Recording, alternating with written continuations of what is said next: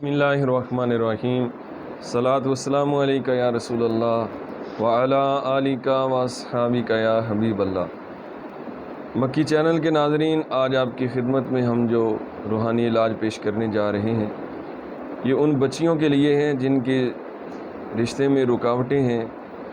جن کے سروں میں چاندی چمک رہی ہے لیکن ابھی تک ان کی شادیاں نہیں ہو پائیں، اور اس وجہ سے ان کے والدین اور وہ خود بھی پریشان ہیں، اور یا رشتہ ملتا ہی نہیں، اگر ملتا ہے تو منگنی ہو کر ٹوٹ جاتی ہے۔ ایسی بچیوں کے لیے، لڑکیوں کے لیے بہت ہی پیارا روحانی عمل اور علاج ہے کہ یا ذل جلال والاکرام، یا ذل جلال والاکرام،